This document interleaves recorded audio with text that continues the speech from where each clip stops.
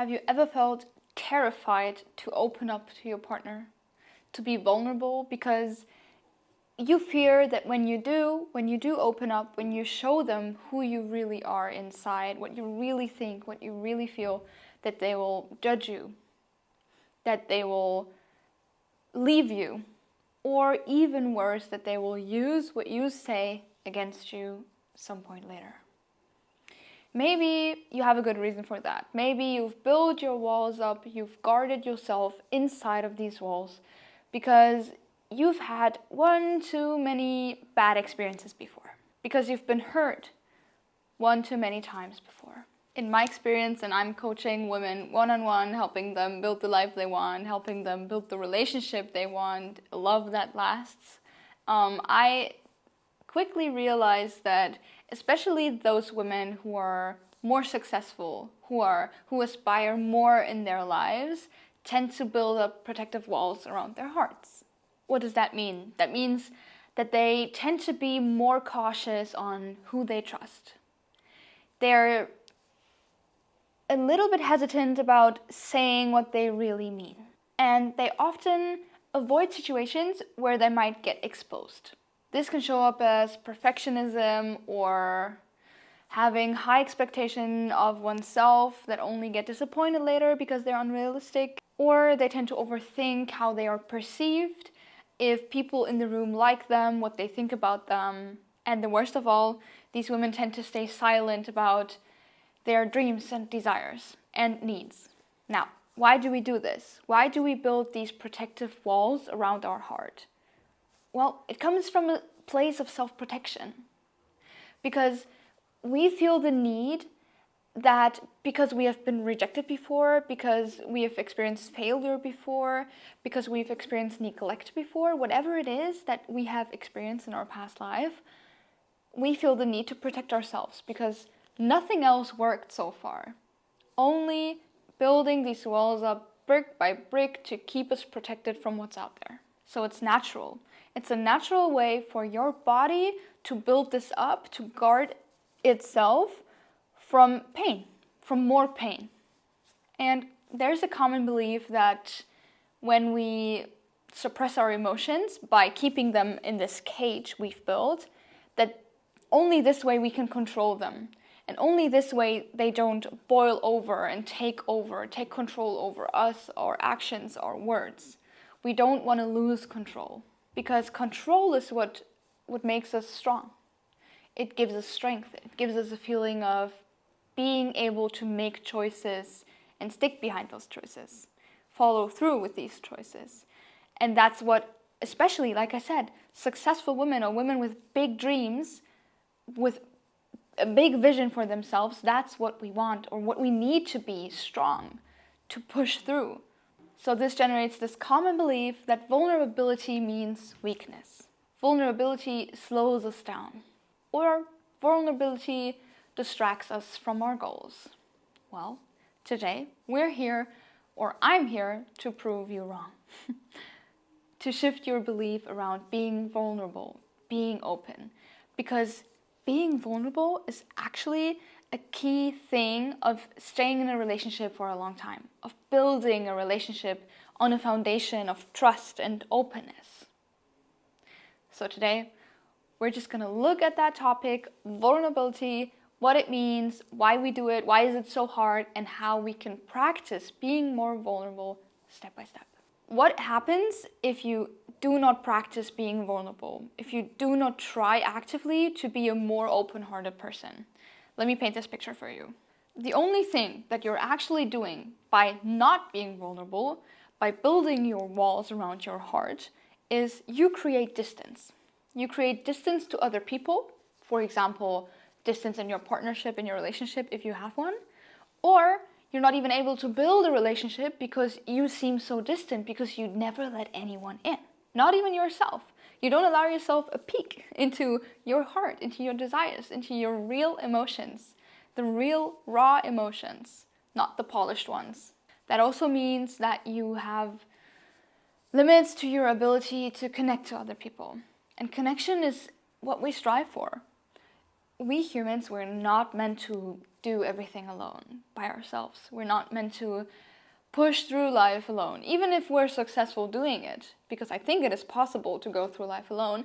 We're not meant to. It's not natural, because we have always been in groups, and survival is always way easier in groups. So connection is one of our key needs as a human.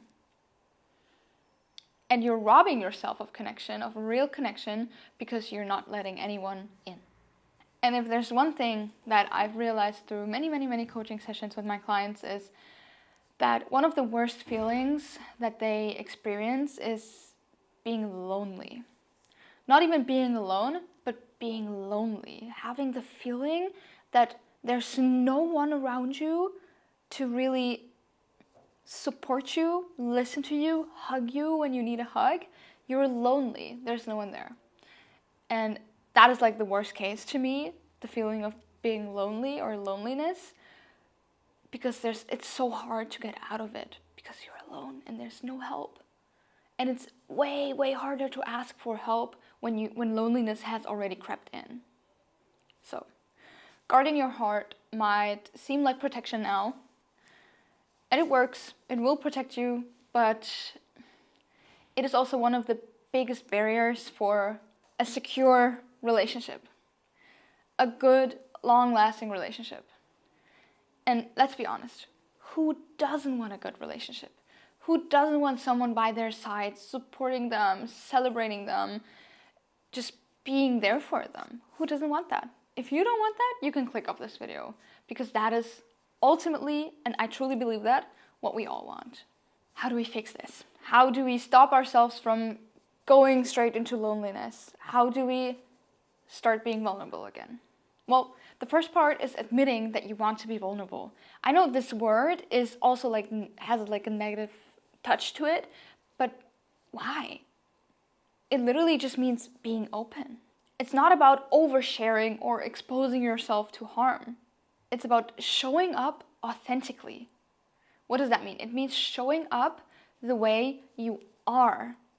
Not a polished version, not a changed version, not with masks that we put on, but showing up as you truly are right now.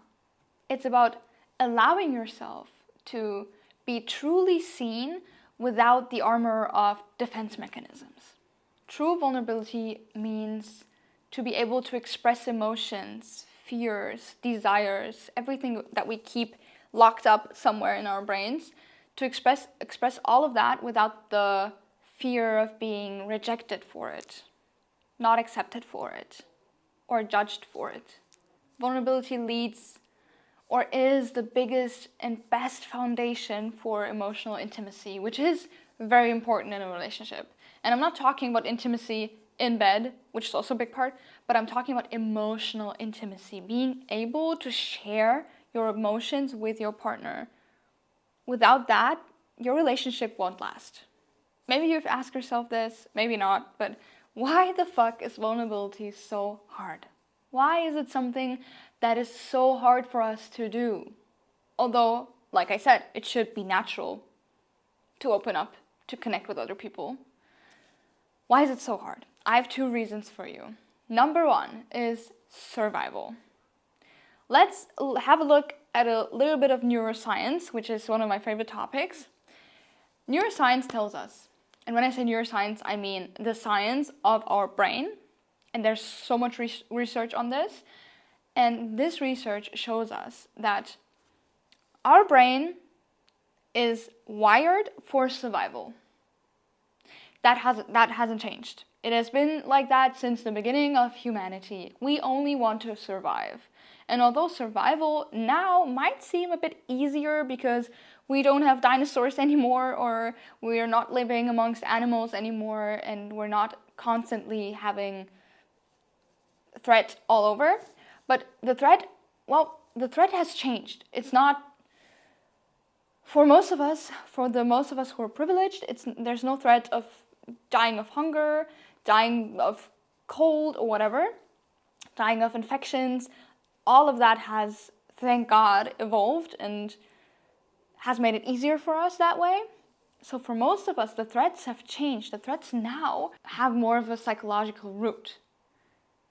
That means basically we're the ones that make it hard to survive. Our brain creates problem for itself, which is why survival is still important to us. Does it make sense? So what I was going to say is that our brains are wired for survival. So the main task of all of our brains is to keep us alive, to keep us away from threats. Now, exposing yourself, which is one part of being vulnerable, exposing ourselves, making ourselves vulnerable is a threat, or can be interpreted as a threat, which is why our brain hates it and keeps us from it. Makes sense, because it helps us survive.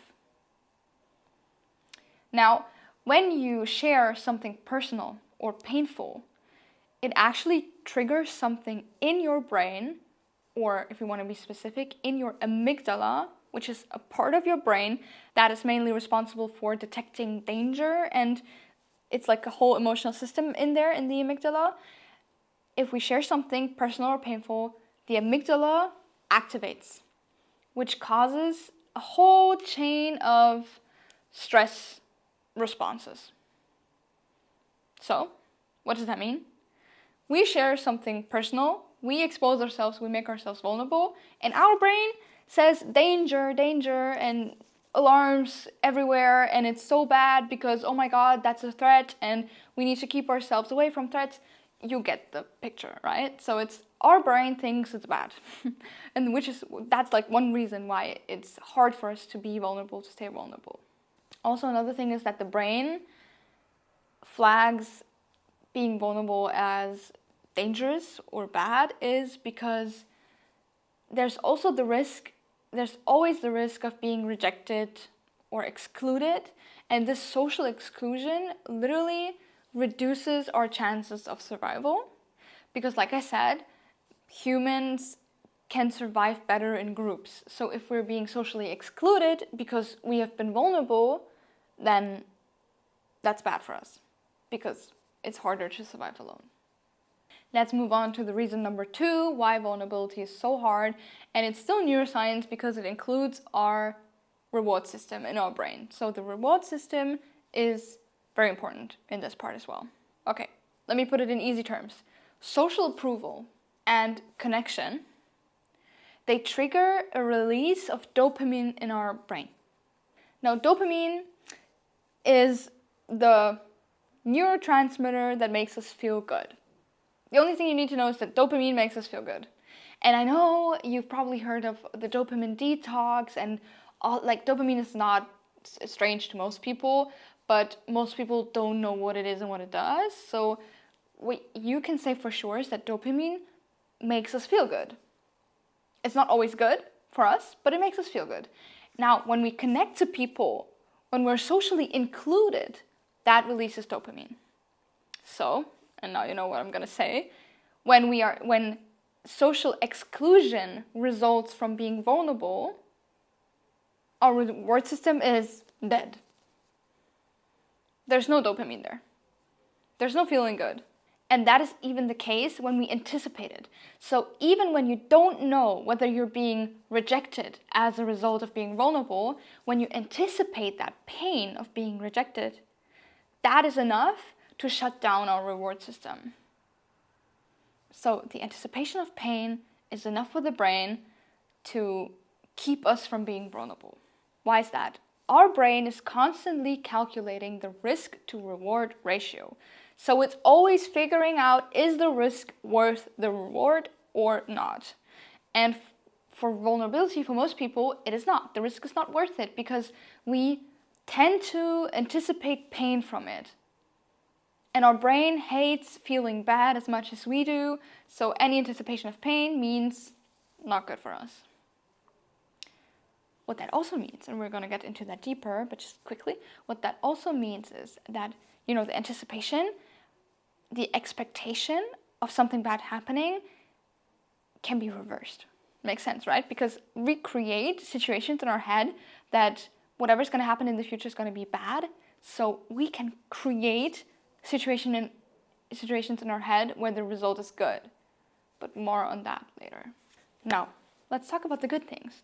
Why should you try and practice being vulnerable again? What is good about being vulnerable apart from being able to being emotionally open and building intimacy in relationships?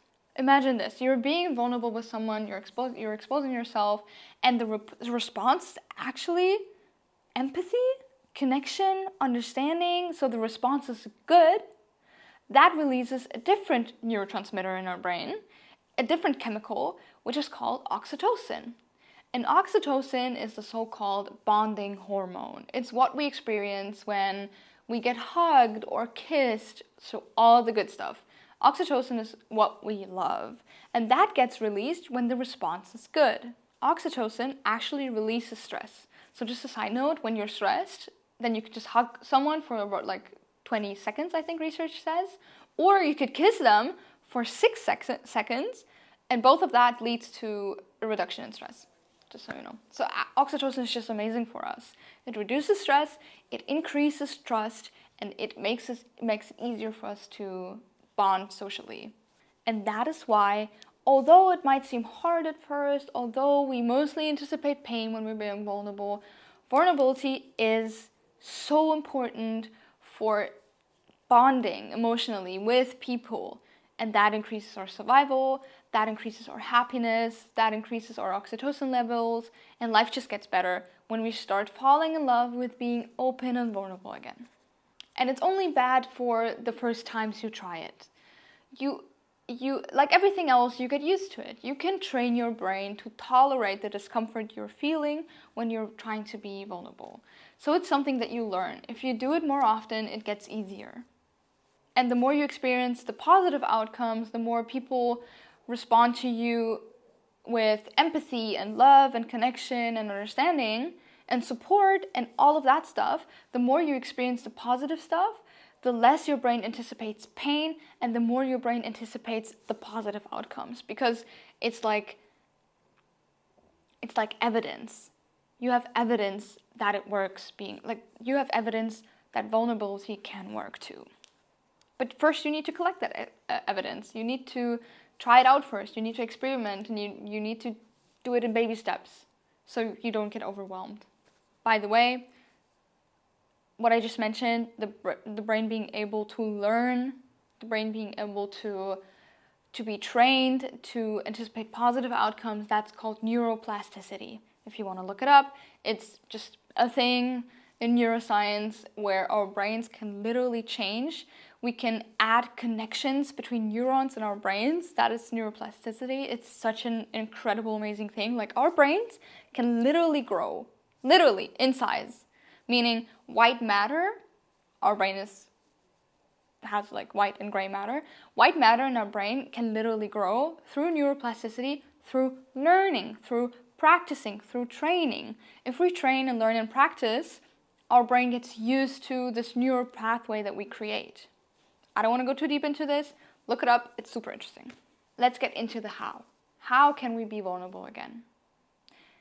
The answer is not at once. You cannot do it all at once. You have to do it in steps. You have to take it down brick by brick instead of taking the sledgehammer and just crushing the wall you've built all your life to protect yourself.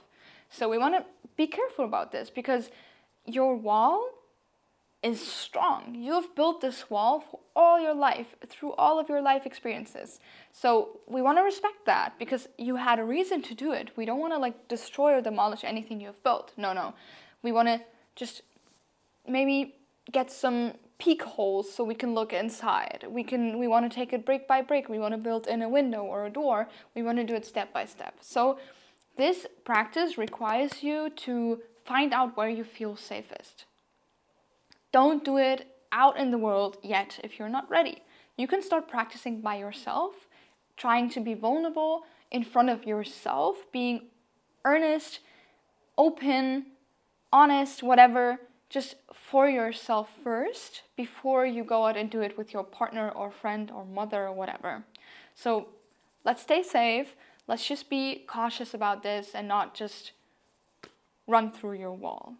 I've created a framework for you guys to make it as easy as possible to get started on this. So it's a step-by-step playbook, as I call it. It's the Vulnerability Playbook.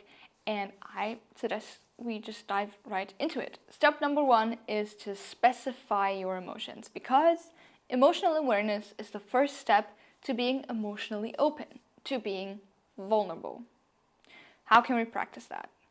It's simple, because your exercise is to just throughout your normal day, hit pause for a second, just for a quick second, hit pause and ask yourself, what am I feeling right now? What is it that I am feeling right now? Where do I feel it in my body? Does the feeling have a specific sense? Is it tingling? Is it pressure? Is it whatever it is? Try to really just pause and feel it. Make yourself aware of that feeling. And if you want to do this right, write it down. Write down what you experience. Write down what you feel. If you even know the title of the emotion, and there's no right or wrong here. If it's anger, it's anger. If it's frustration, it's frustration. If it's fear, anxiety, whatever it is, there's no right or wrong. There's no one specific label for one specific emotion here. You can choose the label, and if you know the label, put it down. Sometimes we don't know what it is. Sometimes it's just like a weird feeling, and that's okay. But if you know the label, label it. Or give it a name. Name it something. Because giving things names makes it easier for us to grasp them, to understand them, to get a feeling for them. The more you practice this, the more you practice getting a sense of where an emotion is, what an emotion does, what name it has, if you keep practicing this, it will get easier for you, for your brain, to recognize them once they're there. So the more you name an emotion, the easier it gets to recognize them. So you will recognize them earlier, and the easier it gets to express them at some point when you're ready to express them. Because then a weird feeling becomes frustration about something, and then it's easier if you know, oh, I have that feeling again. I had that 3 days ago and a week ago before that. I know what it is. I've literally thought about it. I've literally just, it's nothing new for me. Thus, I know this is frustration, so I can more easily say it. I know it's frustration. He's my friend. This helps you to understand yourself better. And when you understand yourself better, it's easier to communicate yourself better. It's easier to communicate your emotions if you've understood them. Step number 2 is to sit with discomfort. Vulnerability is often uncomfortable. It is literally like the biggest discomfort ever, because we expose ourselves and most of the time we don't know what the reaction is going to be. So what you can do is to train to sit with discomfort in a safe space. So when you feel safe at home, you're by yourself and you just have a quick minute for yourself and you feel some type of emotion, some type of feeling that you maybe don't really like, you can't pinpoint it, it's just not nice. Try to sit with it. Just try to accept it for a second. Just sit with it, and when I say sit with it, I mean sit the fuck down and just let it happen. Let it be there. Let it do its thing. And nothing else. Don't try to change it. Don't try to, reframe it, whatever. Just sit with it. What's a no-go here is to dismiss it, is to neglect it, is to avoid it. Be aware of what's happening to you. And if you want to go a step further and do it the right way, write down and journal what makes this uncomfortable.